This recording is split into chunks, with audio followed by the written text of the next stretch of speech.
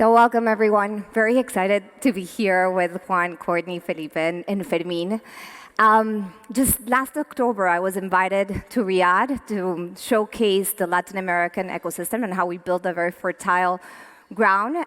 And to join me during that event, Sebastián Mejia from Rappi, Carlos Garcia from Kavak, and Pier Paolo from Walla share their story on how each of them built in a different city within Latin America close to a decade ago, how difficult it was, and now how they all became role models, mentors, investors to pay it forward and to actually be able to share and prove that any city can actually become the next Silicon Valley. So with that, let me first have Juan Franck, not only an amazing friend, but my ex-boss at SoftBank. So very excited that Juan is here with us.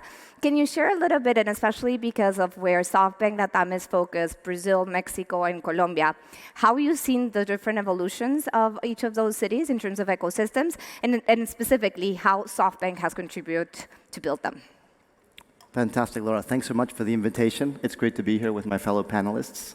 So a bit of context, I am the co-managing partner of the SoftBank Latin America Fund, which is a fund that was started at the beginning of 2019 with an initial capital commitment to Latin America of $5 billion, of which after 2 years we extended to be $8 billion, investing only in Latin America.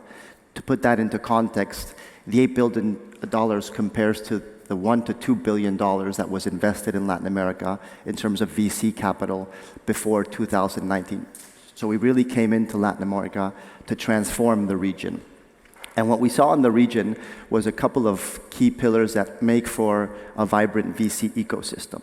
The first pillar was a very big market with a lot of problems, right, in terms of problems to be solved. It has almost $6 trillion of GDP, 650 million people. And in terms of penetration of financial services, penetration of e-commerce, still relatively underpenetrated when it's compared to both emerging markets and also developed markets. And then the second pillar was a deep talent pool of passionate and perseverant entrepreneurs who were dedicated to solving these really big problems, right? So you had the opportunity and the scale. You had the entrepreneurs. The third pillar that was missing was the access to capital and investment funds that were willing to take on this risk, to invest in venture and growth capital, to actually allow these entrepreneurs to think big, right? And so before 2019, the average investment, again, was around $1 to $2 billion annually. That ballooned to around $17 billion in 2021, and going forward will probably be at a steady state of anywhere between $6 to $8 billion. So still a multiple of what it was. And I think what's interesting in terms of these ecosystems, if you look at the region, there's been, I like to say, 3 waves of innovation in the VC ecosystem. It started in Argentina at the beginning of the century with companies that have become super well known, like Mercado Libre, Globant, Despegar as well, that are all multi-billion-dollar public companies today. And the second wave came in Brazil after 2010 with the companies that we all know today as well, like Nubank, XP Investimentos, all listed on different stock exchanges. And I would say the third wave is coming between Colombia and Mexico in the last couple of years. Just as a reference, Mexico before 2020 had 0 tech companies valued at more than $1 billion, the so-called unicorns. And after 2020, they now have around 10 to 12 unicorns. The same in Colombia. There's around 2 or 3 as well. And so I would say those have been the 3 waves. And we're excited to see kind of this third wave continue to develop and close the investment cycle, as we've seen in Brazil and Argentina, with eventual public listings or strategic exit that will prove that the full cycle of investment can actually be executed. Exactly, and now we have the entrepreneurs, the capital that is added to the region, so those role models, which are unicorns, and actually the cities itself have changed. Like I remember you telling me a couple of weeks ago, you need to come to Mexico. You cannot imagine the amount of people that are there, 500 global with a major event. Vino Vista was there as well. Like everybody is basically coming to the cities and making it more habitable, which is what we have here in Miami, that it's so wonderful. So let me go with Fermin. You are first of all, congratulations, Fina Vista, 10 years, that's amazing. It would be great to hear what has been the evolution of that fintech ecosystem in LATAM, and what are we missing? What's next? Great. Okay, so buenos días. Yes, so 10 years, we made 10 years, right? Just a couple of days ago. So we created Finavista with a vision to transform finance, right, in Spanish-speaking Latin America for the better, right, at the intersection of entrepreneurship and technology, right? That vision we have actually performed in a couple of acts. First, empowering the ecosystems with our conferences, with our research, and also with our startup programs, right? Empowering entrepreneurs throughout the continent, right? Second act has been partnering with startups, investors, and financial institutions, right?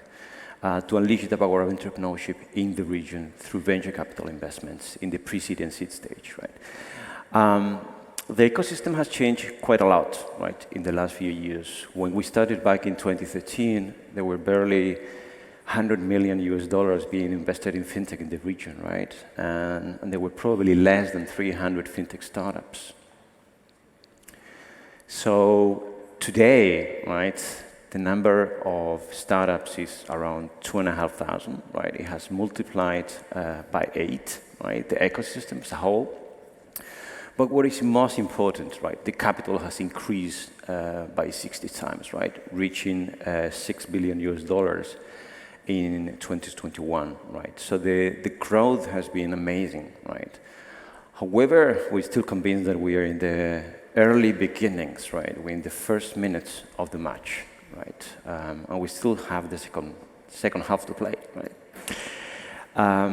So very early, right? Still profound pains, right? Financial pain remain in the region, right? Let's remember that more than 50% of Mexicans, Colombians, and Peruvians, right? Key countries in the region still have, financial inclusion problems, right? It's about 50% rate, right? So there's lots of work to be done still in the region, right? Yeah, I think we also Shunyata earlier in one of the panels, and he used to say all the time to us, like, the cool thing about Latin America is that it's not about disruption, it's about inclusion. And what you said, right? Like, we need to bring everybody into technology, need everybody to the financial systems. But let's go to Courtney. You're now living in Riyadh, which is this big connection with FII right now. And 500 looks at the world globally and from the grassroots. Why don't you share a little bit more on what you have seen that it's successful, and in which countries or cities more than others? And also, how are you bringing a lot of those learnings back to the region, specifically to Saudi? Yes. So I'm really excited to be here, and particularly excited to be discussing this topic, because at 500 Global, we have been so focused on not just uplifting entrepreneurs and investing around the world, but really seeing that it has a broader impact across the economies that we're investing in. So we want to see a sustainable entrepreneurial ecosystem built, globally.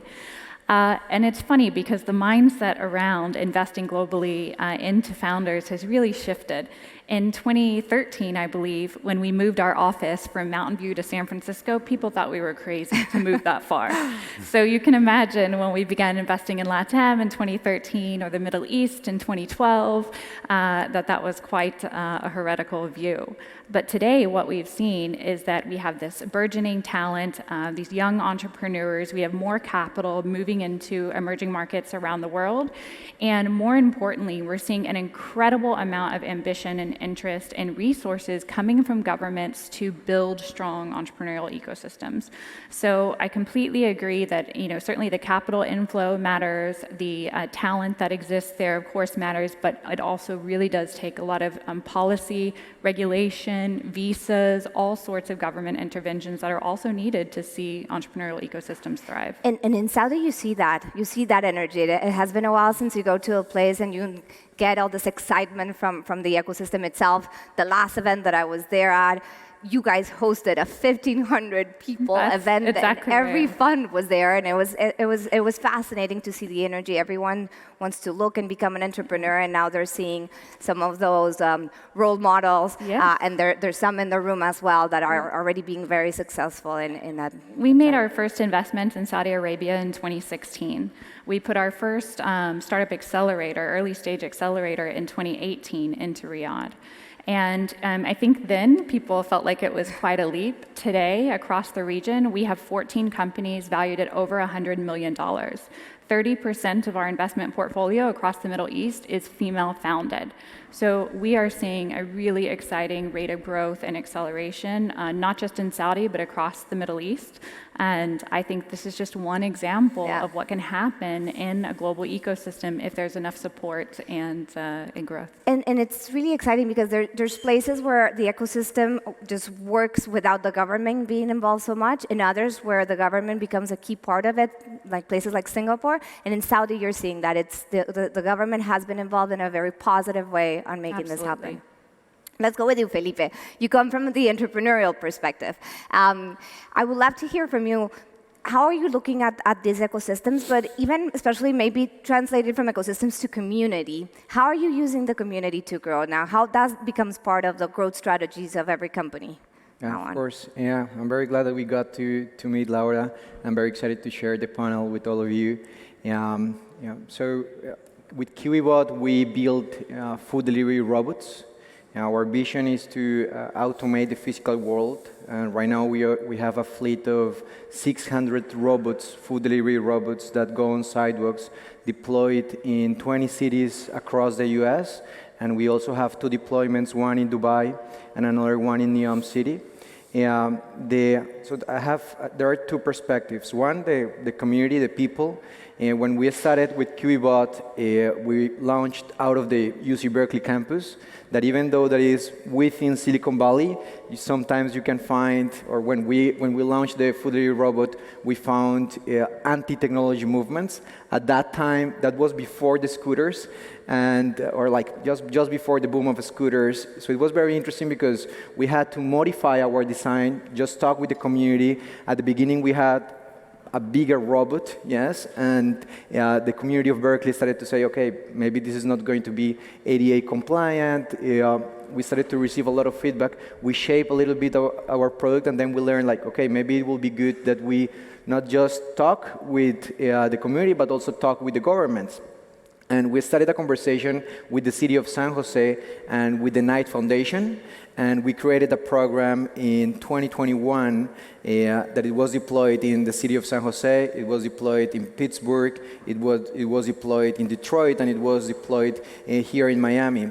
And what was very interesting is that we started to share data about the sidewalk for the cities, about the inventory of the sidewalk, if they needed to fix it or not, the Vision Zero program, for the ones that are familiar. Basically, if a pedestrian street is dangerous, if it's going to be dangerous for a robot, it's going to be dangerous for a kid. So far, we have seen that the support of the government, the support of the community, it's very important, not just from a regulation and commercial standpoint, but also to develop the product, to know how it's going to look like, and from a design perspective. Yeah. So we only have a minute left. So let me just close with a close to action from all of you to the crowd to see how each of them can contribute within their own places where they live and how they're supporting founders.